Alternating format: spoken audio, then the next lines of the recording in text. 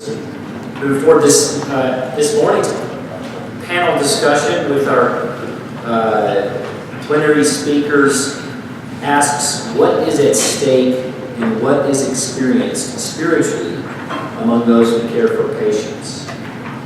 How may the powerful social and intellectual forces that continue to dehumanize the patient experience and the practices of healthcare be overcome? I thought Professor Kleinman's talk last night helped to raise and sharpen and kind of heighten the importance of this question. And before we hear from our speakers, let me just take the cases we've followed to the next step. So imagine that the patient Omar da Silva notes that he hurt his back at work. He had back pain. He hurt his back at work and he is frustrated that the employer is denying responsibility. He asks for help in pursuing disability status. Ann Murphy's cancer becomes metastatic, and third and fourth rounds of chemotherapy prove ineffectual. Miriam Daniels' depression becomes totally disabling, and her medical team is not able to figure out how to help. She is suicidal and spends weeks inside a locked psychiatry ward with little to no improvement. There we are. And we're going to begin with Dr. Arozula and followed by Dr. Moore.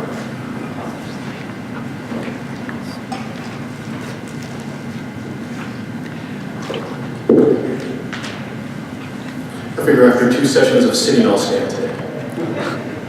But good morning, everyone. Hopefully everyone had some rest. Myself, I'm part of a sleep with only an hour less.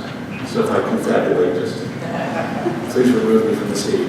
No offense taken.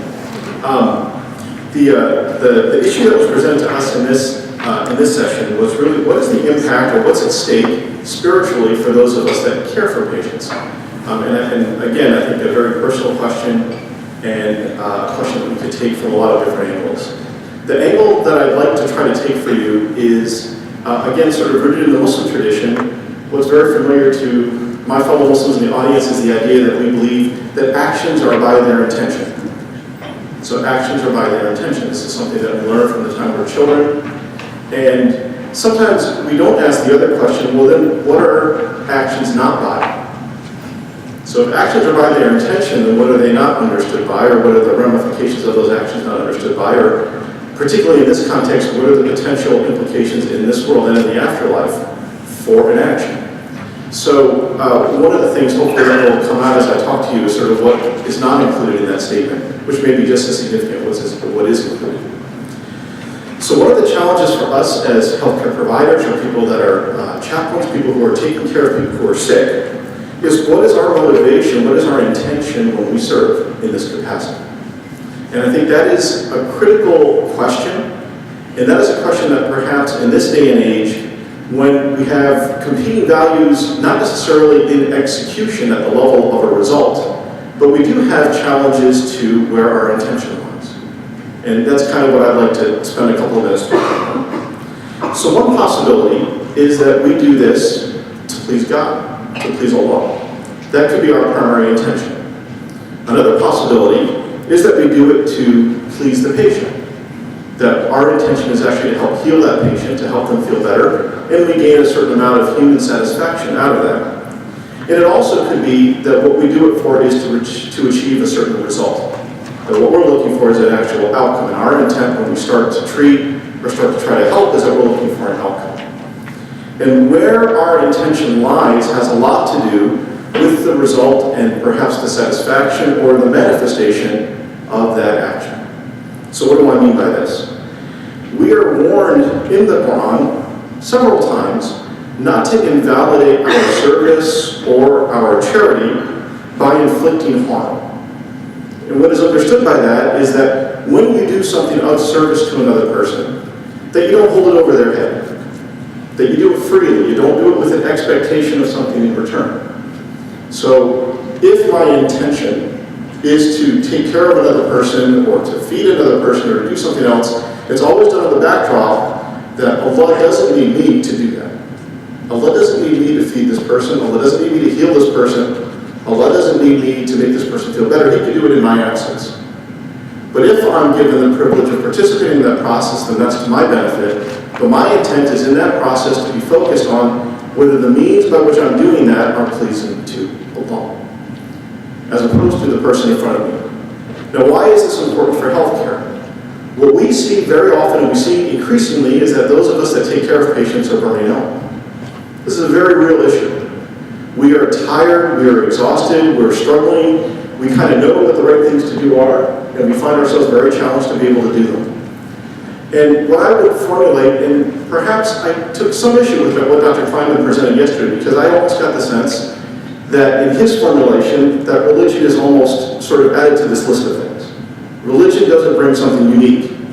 And my challenge to this audience is I strongly believe religion does bring something unique to that conversation that other value systems may not be able to bring, perhaps, and that is something that is independent of the patient-physician, independent of the healthcare system, and that is where your intention lies. Can you tie your intention to something that is higher, and that independence from the result of what you're actually doing would enable you to judge how you're doing in a very different way, and the metrics that you might be looking at are very different. So let me give you an example. I have a patient come to me in the clinic, and I give recommendations, and I talk to them about this, and I convince them, and I do a really good job of convincing them that they ought to do something. They come back a week later, and of course they didn't do what I asked. Okay, what's my emotional response to that? I'm not satisfied. I'm very upset. How dare they not take my professional advice? I went to school for 20 years. I'm still going to school. I'm still practicing. How dare you not take my advice? Where was my intention? What was my intention in that interaction with that patient? If my intention in that interaction with the patient is God, is Allah pleased with my interaction with that patient, then what would I be focused on? Perhaps it would be more focused on the humility with which I speak to that patient, the sincerity with which I try to approach that patient. The other values that would underlie that would be much more about me than they would be the result that I see from that patient. And perhaps that independent ability to judge ourselves in that context, how sincere are we in that intention, might be critically important for us to bring religion to bear within healthcare in a very real way. So again, just a suggestion to think about what is our intention in doing this. And again, if our intention is to please God, then we're not so focused on the outcome, knowing that the outcome is somewhat independent of us. And maybe we would also be a little bit more honest, and maybe our patients would trust us, because often we oversell what we think we're delivering. Let me give you another example. That if our satisfaction, let's say you're a health services researcher, or a former health services researcher, that your satisfaction is tied to an outcome, that your satisfaction is that I can heal a patient. My satisfaction as a drug developer is that I can develop a drug that will heal a patient. And I know inevitably, as the person who just spoke mentioned, that inevitably I'm going to fail on several occasions. Maybe the majority of the time I might fail, depending on what field I'm in. How does that make me feel? How do I feel about the work I do? How satisfied am I? Because I'm failing all the time. And again, part of that perhaps is a misplaced intention, a misplaced notion of how the world actually works. And perhaps the world works a little bit more independently of what we do. And again, sort of not removing Allah from the picture, but actually bringing Allah a little bit closer to the picture might facilitate that process. So, whereas the other thing I wanted to share with you is I think there's always a difficulty when we're talking about different religions and different faiths in terms of language. What a certain language means when we bring it into a different language. So when we as Muslims say that Islam means submission, submission in the English language has a very somewhat negative connotation, right? That if you're submissive, it's sort of the idea that you're not active, that you're not moving towards something, that you're not actually positive in a sense. You're sort of just accepting what's happening to you. But in many ways, for a Muslim, the idea of submitting to Allah and making all of your intentions sincere and trying your best with all of your human frailties to do that actually frees you from some of these dangers. And the dangers are that we hold our patients accountable for our satisfaction. And that is a big risk. So I think the fundamental question that we were asked here is, what is a spiritual risk to us as providers? I view this as a major risk.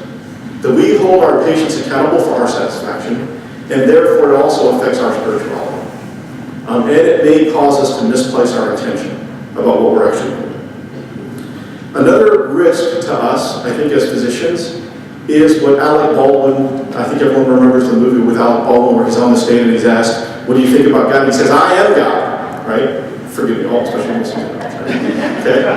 That wasn't meant as a declarative statement, that was just hyperbole. But when he says that, right, and one of my colleagues in the abstract yesterday talked about the hero complex, I think you can expand that to the God complex, right? If our formulation as religious-minded people is that healing comes from God himself. And in that circumstance, are we playing that role? Have we assumed that role? That is a spiritual, religious risk. And especially for a Muslim, that is a salvational risk. Because if you are claiming that you're playing the role of God, that's a very dangerous place to be. So again, stepping back outside of medicine, outside of what we do, to take a few minutes and really think carefully about what is the role that we're playing. So what are the risks? The risk is a misplaced intention, because again, these intentions are independent of what we do for a job or a profession. It's in all aspects of life, how sincere our intentions, and then also thinking about how we avoid this God complex. What is a risk that is somewhat unique to religious communities? So again, we're talking about the risk of not bringing Allah into the picture. What's the risk of bringing Allah into the picture too much?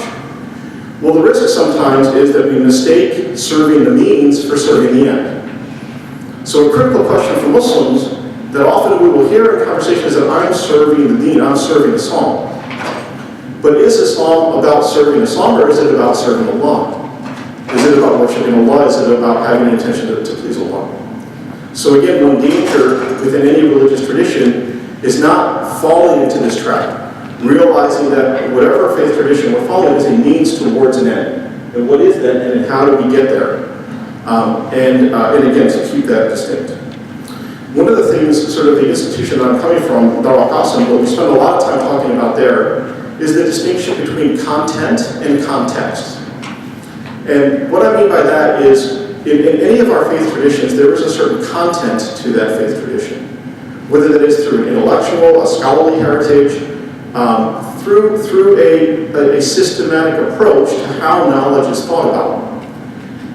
That knowledge, often when healthcare providers talk about their religious affiliation or how to incorporate religion into healthcare, they've sort of skipped the step of looking at that content independently of the context. And that also sometimes causes problems. An example is when we talk about end-of-life issues and we're very focused on the use of the ventilator or not, sometimes I will ask the scholars at Dar al-Qasim, I'll say, well, why isn't this a bigger issue in your mind? And their answer to me is, well, for 95% of Muslims in the world, access to a ventilator is really not an issue. So their whole understanding of the issue, or their whole approach to that issue, right, is very different. So again, sometimes when we're coming from a particular context and we're looking for a bioethical solution to a problem, sometimes we may be caging ourselves in more and not really benefiting from the breadth of what our religious traditions offer. Another thought is that when we talk a lot about a bioethical approach, perhaps we've got to take the word bio out of that and just step back and say, well, what is an ethical approach to an issue? And think a little bit more deeply and challenge ourselves a little bit more deeply. What do our traditions bring to the table to discuss this in a much broader sense? So again, in the 3 minutes I have left, didn't schedule this that well. I will try to go through a couple of these cases to give you a couple of thoughts related to these. Omar da Silva and his disabling status. The big paradox here is the role of the physician, right? The traditional role, whether we are referring to it as a covenant or the role of the physician as an advocate, is very challenged in this circumstance because the physician in this circumstance is making a judgment on behalf of, or now becomes a guardian of resources of the state. So that conflict, how we deal with that, how does our religious tradition inform us of that, I think that's a huge challenge. But certainly that case raises that question. The question that Farr had asked on the side was, how do we detect dehumanization in these encounters? And for me, the best way to detect dehumanization is to sit in the waiting room of any office. That would be my suggestion. If you want to know how dehumanized your patients feel, sit in the waiting room as a patient. So what is the typical experience that a patient has when they come to visit us? First thing that's done is they're greeted at the door with a sign. What does that sign say? Payment due at the time services are rendered. It's the first thing they're seeing. It's not, how are you today? Hope you feel better. You probably came to see me because you're sick. Right? That's not what the sign says. The sign says payment is due. And then how is that reinforced? When you go to the counter, what's the first thing that the clerk at the counter asks you? What's your insurance? And more importantly, how are you taking care of your copay today? Right? All of us know this. Right? But that is the reality. So, I had my ACL repaired, my knee repaired about 5 or 6 years ago. You can tell that I played a lot of basketball right by my physique. I thought I could dunk and it didn't work out so well. But getting my ACL repaired, sitting in the orthopedic surgeon's office, sitting in the waiting room with a bunch of patients, and very nice old lady, looked like she probably just had a hip replaced with her walker, and the orthopedic surgeon from behind the counter waves to her. Big smile on, thinking, wow, that doc is doing well, right? That's really impressive. They're in the midst of all these patients and smile and so on. Patient waves, smiles back. As soon as he leaves, she says to the person next to her, you know that guy, when he looks out here, you know what he sees? He sees a bunch of dollar signs. That was her reaction. That's what the patients are thinking. Why wouldn't they think that? When they walk into an office, that's all we're asking about is their money. Okay? So again, if you want to know what we're doing to dehumanize a patient or make a patient feel a certain way, all we have to do is sit in the waiting room. That would be my advice. And that might help raise our awareness to that. The second case, which, if I might ask my fellow counsel, I'll take just a couple more minutes. Apologies for that. So the second case, I'm going to reformulate a little bit. And what I also want to do is to present to you, again, we've talked about a lot of concepts over the last couple of days, but in practicality, in real life, how does this actually get applied? So for example, in a Muslim patient's life, so I'm going to adjust Anne Murphy, and I'm going to change her name to Fatima. Okay, and Fatima is a 65-year-old woman who gets diagnosed with metastatic lung cancer. And never smoked, but gets this diagnosis and realizes very quickly that the prognosis is not very good. So this 65-year-old woman was very active in her community. One of the things that she used to do was actually wash the bodies to prepare for funeral.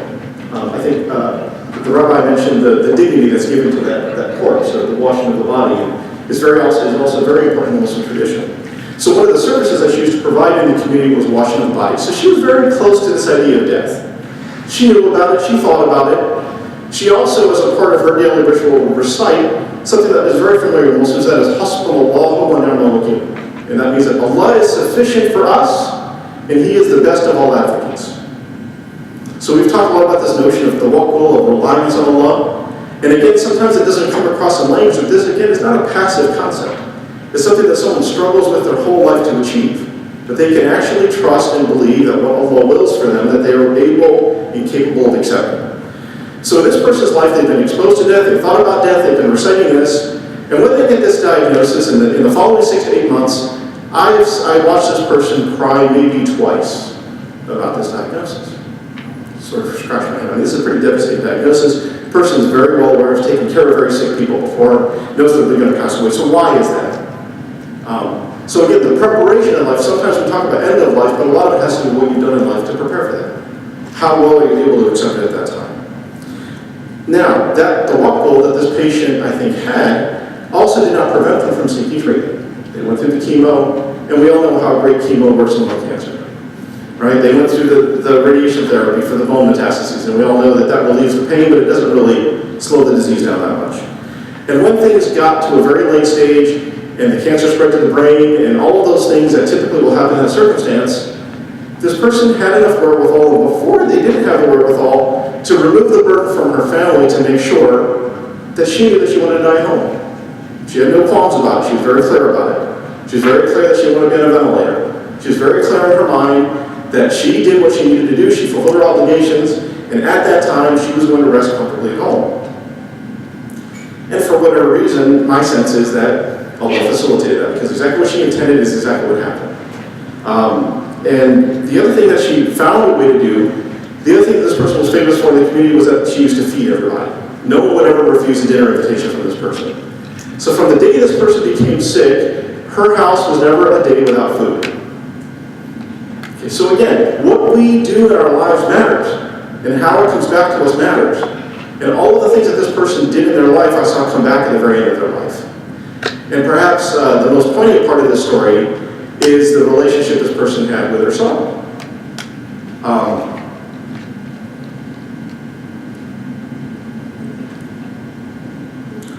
And telling that son,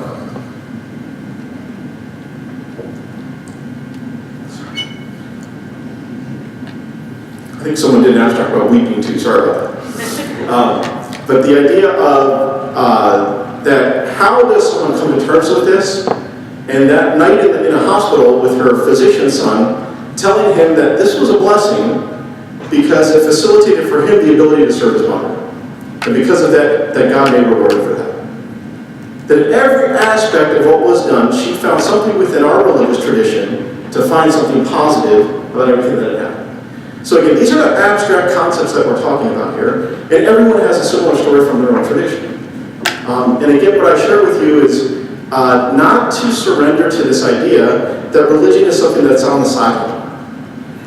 Okay, it's not at the sideline. I think it really has, and it can bring to the table something unique. And what that is to challenge what the status quo is. So just because someone tells us that our intention for taking care of a patient has to be an outcome or a production, doesn't mean that we have to accept that. And we have the ability to be independent of that. So thank you for being here.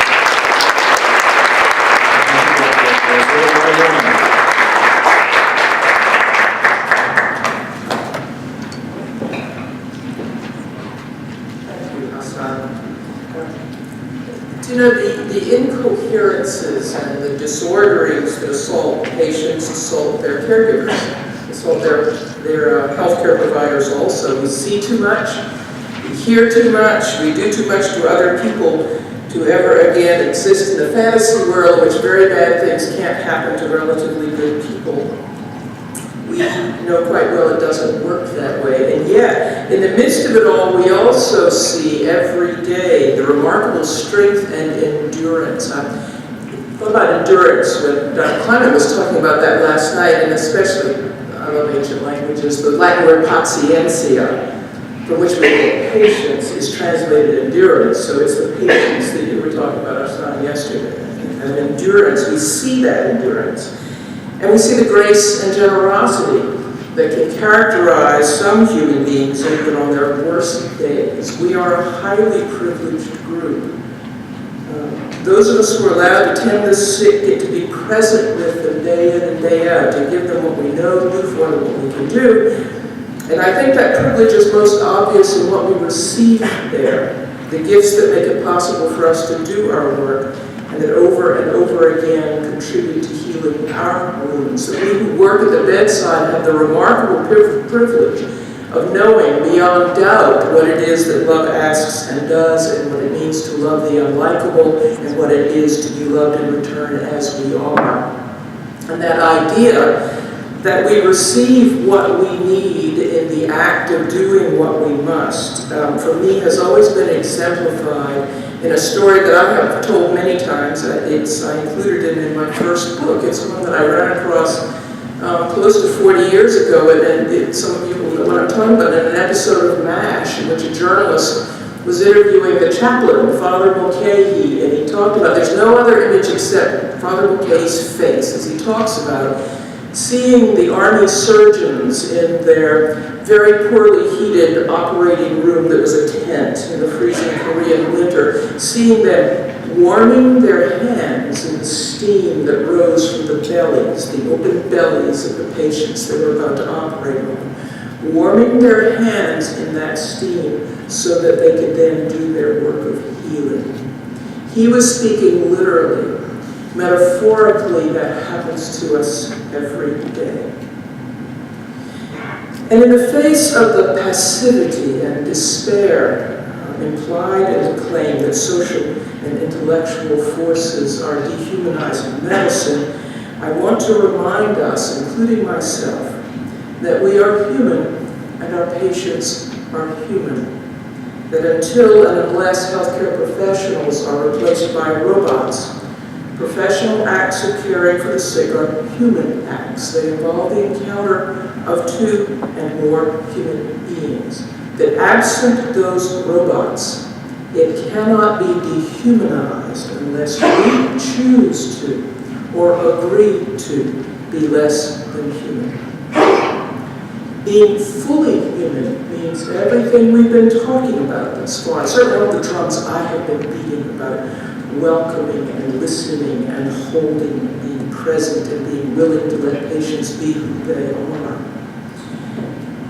Religio, that remaking of coherence and reordering of our lives, the religio that patients and their care providers need, does not happen in isolation. It doesn't happen in a prayer closet with one's God. It is a human project. There's a long-standing Christian tradition that insists that God has no hands with which to heal but ours. Somebody brought this up in the Q&A the other day. No arms to embrace but ours, no ears to listen but ours, no voice to speak strength and consolation but ours. Not that we play God, but that in very important ways God plays through us. For Christianity, the power and payoff of belief in incarnation is that incarnation is the nature of the human universe.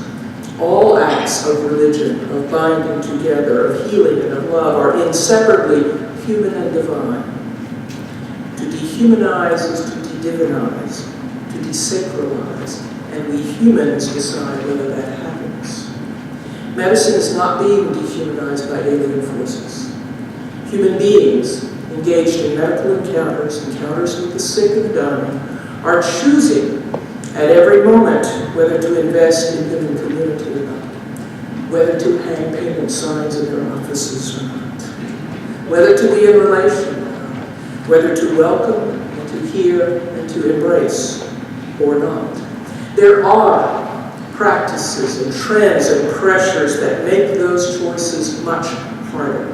Harder to recognize, harder to carry out. And they may well need to be resisted because of that. Now, to Kleinman is right, we need to sign up for his revolution. But we God-haunted humans are still the ones doing the work, making the choices, making sense of all the nonsense that batters against us. We are neither passive nor powerless. What we read as dehumanization of our work is a diagnosis, I might say a displacement, of our own suffering, which, like the illnesses that assault our patients, has the power to disrupt our coherence, the meaning and sense of our vocational lives, and the power to disorder our priorities. But we, like our patients, can rewrite the meaning, reclaim the sense, understand and proclaim anew how things work. And like our patients, reconsider how we rank what we value, what our priorities are, and what they ask of us. In the Christian tradition, reliance on the goodness and engagement of God is our shield against despair. It's not a simplistic assumption of pie in the sky, by and by. It is a solid certainty that we are not alone in this good work. Not that we are assured whatever counts as success, but that we are assured care and attention and a ground for our coherence and a model and call for the ordering of our loves within these turmoils, not as an escape from them. And we who care for the sick need our religious and spiritual communities to make good on that promise. Like our patients, we need to be heard. We need to be really listened to and taken seriously, and to have our spiritual suffering, our questions and our incoherences validated. We need to be held in order to do the work of caring for the sick. To do the work of holding others, we need also to be held. And our own religious traditions and spiritual communities can step forward into that role, and we can ask them to do that. I'm thinking really here about a combination of two ways of thinking about this. One is a trend in feminist ethics, and here I'm thinking particularly about Eva Freda-Kate's work on the notion of nested dependencies, on the importance of having those who care for the 30% of us who at any given time are dependent, because we're really young or really disabled or really sick or really old, 30% of the human population, which means a significant percentage of us are taking care of those, that 30%. to have those who care for persons who are dependent, those persons also need to be cared for in turn by others who are, at least for the moment, not dependent. Nested dependencies. And combine that with Stanley Hauerwas' understanding of the healing community. That is, the idea that the religious community, the whole religious community, the whole spiritual community, is a healing community which gathers together in prayerful support of those particular members of the community who do the actual work of the healing. Nested dependencies. In that community, in that nest of caring and support, above all, we need to tell our stories. Thank you for telling us. We need to tell our stories. Always attending to the stringent constraints of confidentiality, but we know how to do it. We know how to, we simply need to do it, to share it with those who support us and who share our spiritual commitments, to share with them our concern about a patient who says she's bleeding for her sins, about a patient who's lost in chronic pain, about a patient who is depressed and rejecting God, about a patient who may be using her religiousness to escape from the seriousness of her disease. We need to express our own grief and bafflement and joy in this work. So we have to place ourselves in their care and expect them to hold us, right? And allow them, our own religious and spiritual companions, our community, allow them to know more deeply who we are and what we do so that together we can all hold it in the presence of God and know once again that we are indeed blessed in the reality of our humanness and blessed in the realities of our work.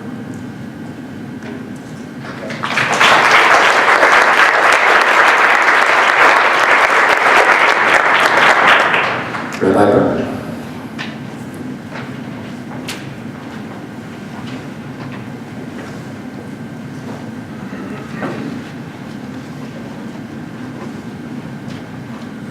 First, I would like to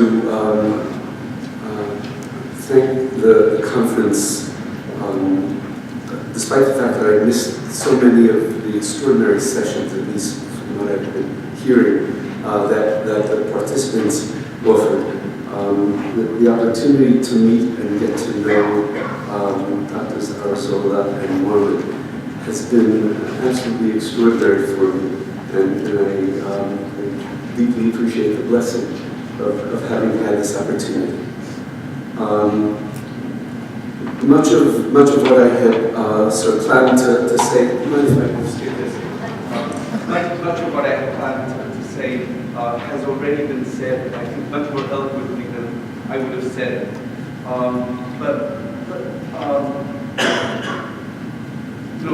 would like to start just by indicating that the problems that the medical community has in terms of dehumanization and sort of the apparent absence of spirituality in the reality of their work is not a unique experience of the medical community. It is, as I have observed it, a reality in virtually every field in contemporary times. I teach at Columbia Law School, and I meet lots of lawyers and people in finance and stuff like that, and people in corporate organizations of all sorts, and in all of their lives, there's this huge vacuum of approximately 14 hours a day, right? When they're engaged in their work, and they feel as if that's vacuous. Like they're doing it, and they know that they're earning a good living for their families, but that's it. It's like there's nothing in it beyond that. And religion has been sort of assigned these moments of prayer in the morning, and prayer in the evening, and maybe 15 minutes of study somewhere during the day, and then maybe a little bit of time on the Sabbath, and it's empty. Life becomes empty in that way, because the reality is that spirituality belongs precisely in the marketplace. Spirituality belongs in those 14 hours of the day when we are actively engage with people and with productivity and with transforming the reality of our own lives and the lives of other individuals and the lives of the society in which we live. And if we can't bring our spiritual identity to those hours, then life becomes vacuous. But it's not just the layer of spirituality. Spirituality is just one layer, right? And come back to something that Dr. Moore and I had both spoken of in terms of the definition of spirituality as an awareness of the presence of God, and or, in my configuration, we agree on that, and or a sensibility of absolute values that govern in the reality. And I agree that there is such a thing as non-theistic spirituality. I recognize at the same time that there are enormous dangers, I believe, to non-theistic spirituality. In sociology of the Jewish community, people refer to sort of Sheilaism. Sheilaism is sort of private religions. So I say, I am a religious person. I am deeply spiritual. But what they mean by deeply spiritual is their own definition of spirituality, which may share nothing in common with anybody else's spirituality in the rest of the universe. Right? So that's Sheilaism. And that's extraordinarily dangerous because, again, as Dr. Mormon had pointed out, there's a possibility, a deep reality in this world of evil spirituality, of spirituality making evil claims on people. And we need to be conscious that that can happen in the real world, and that we need to be aware of it and we need to resist that. But be that as it may, spirituality is a level of awareness, right? It is a personal awareness, an awareness of the presence of God. It's an awareness that life needs to be governed by fundamental values. But there's a level beyond that. The level beyond that is holiness.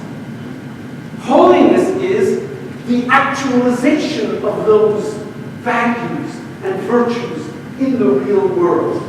Right? That's what the Torah identifies as Kedusha. That's Kedusha, that's holiness. Holiness is not just an inner state.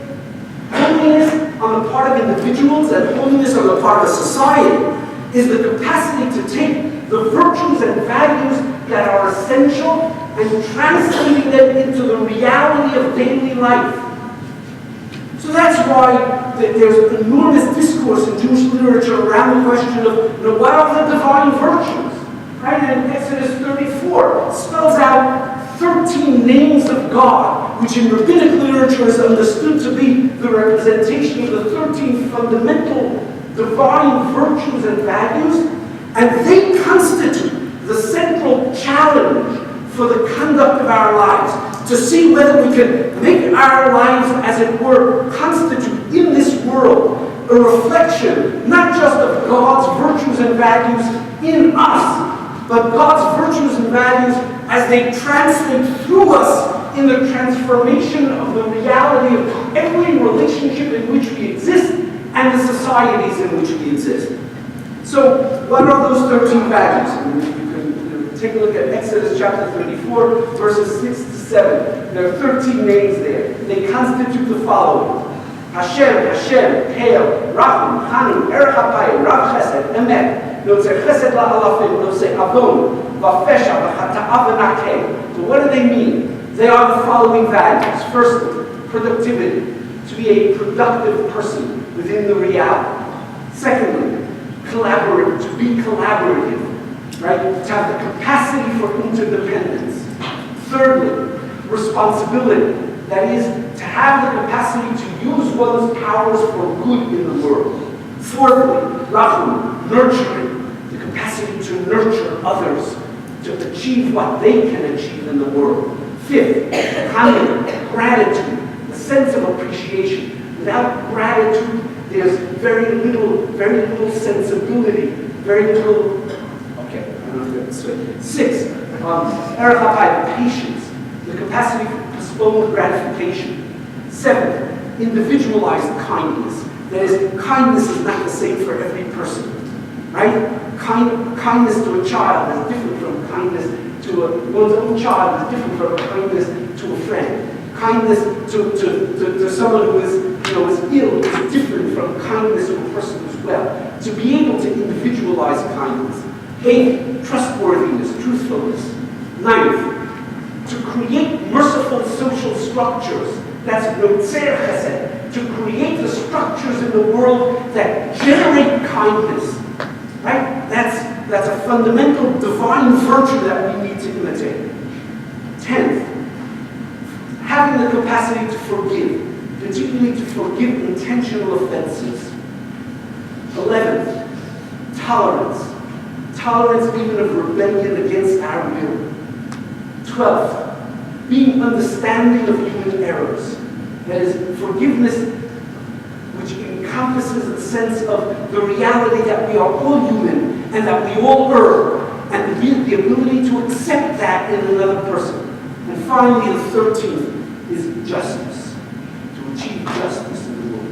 Now, according to Maimonides, that 13th goal, the goal of justice, is, as it were, the central purpose of all of this.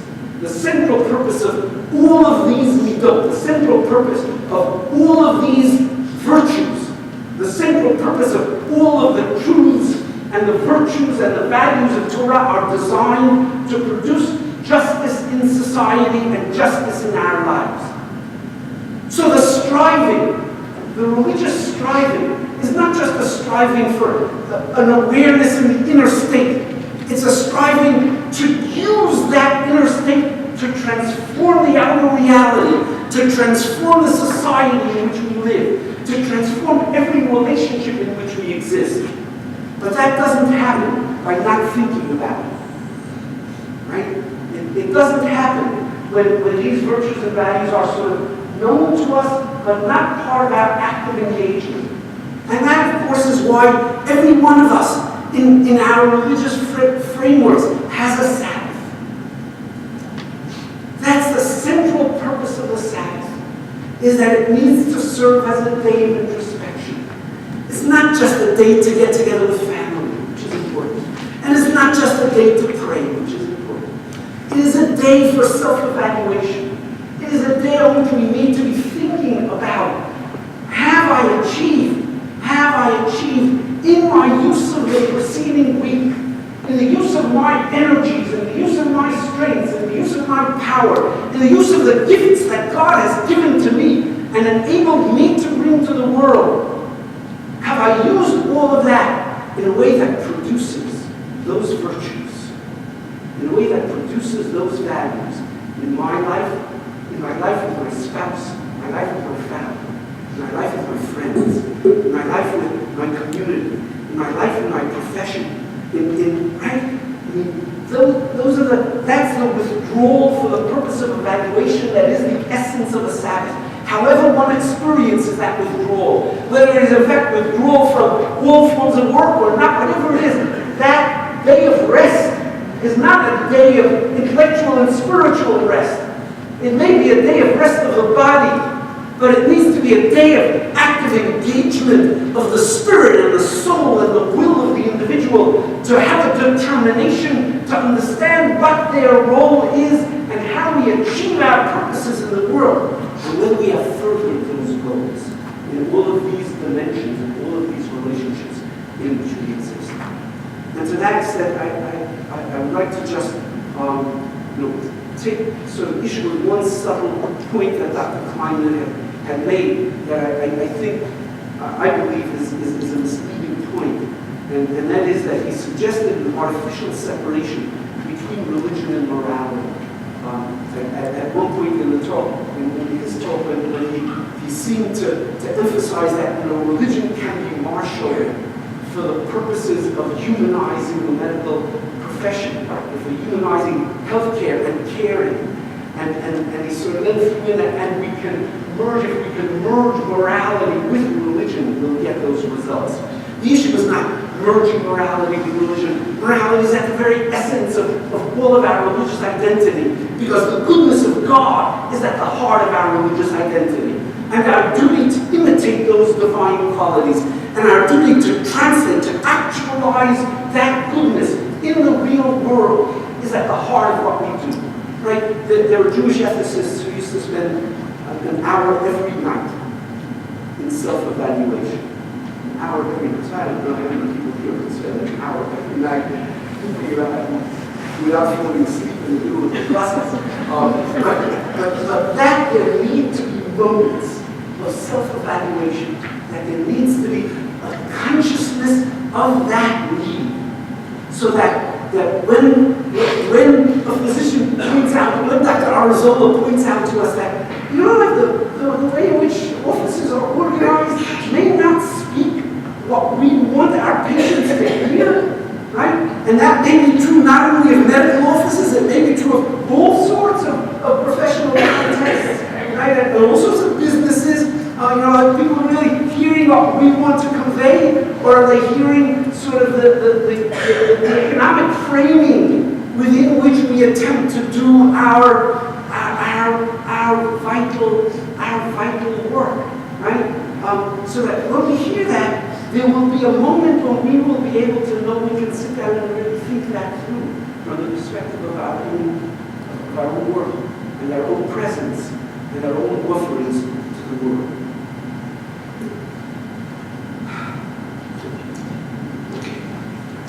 Just one final point.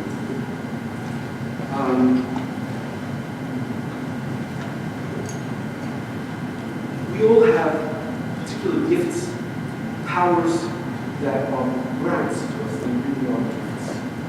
It is an extraordinary gift to be able to help people.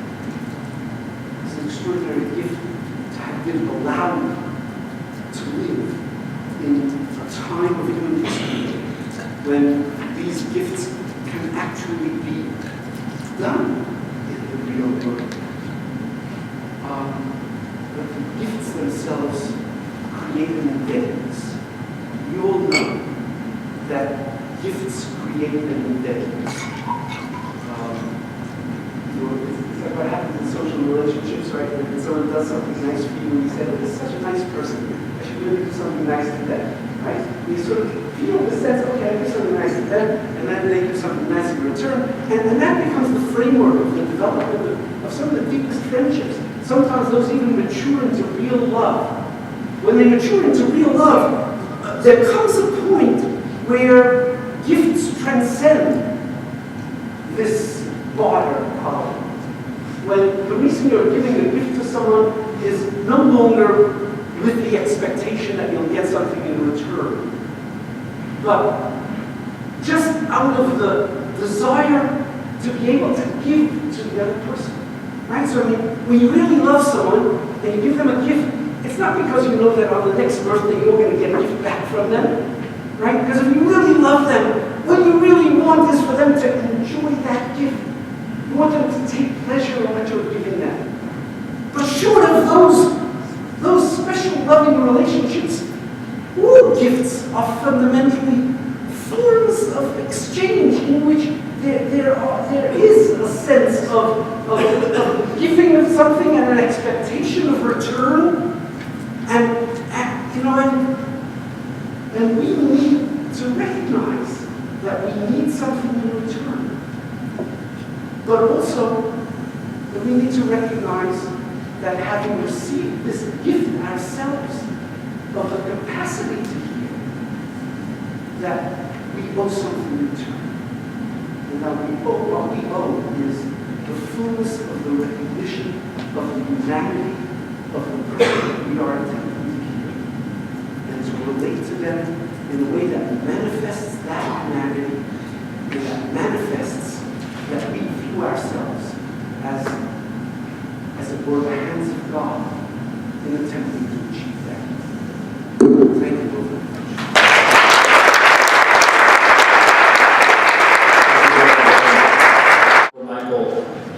Brings us to a close that this, although I was present at the first three conferences, this is the first one I really had a chance to experience because I was not in charge, and it was delightful. And I am personally deeply indebted to Michael for an enormous amount of work that he did and for doing, I think, such a tremendous job of taking the conference to the next level. So also, join me for a second. Thank you, Michael, for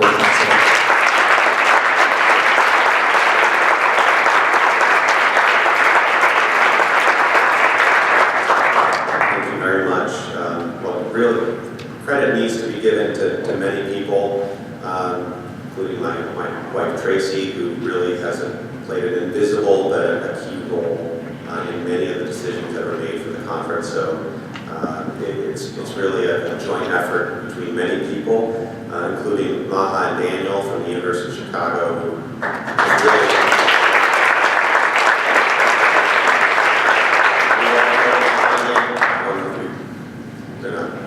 they're working, as well as our own on-the-ground team Rebecca Quinones and Sarah and Andrew. I see Sarah and Andrew with the microphones. I don't know if Rebecca's here, but they really spent a lot of time, so thank you.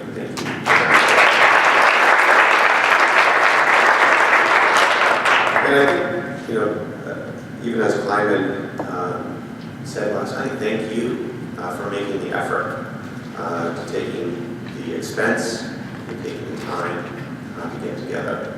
And I don't know how you feel. I feel tired, but it's a good tired. And maybe for the first time it was a conference that I somewhat enjoyed. How's that?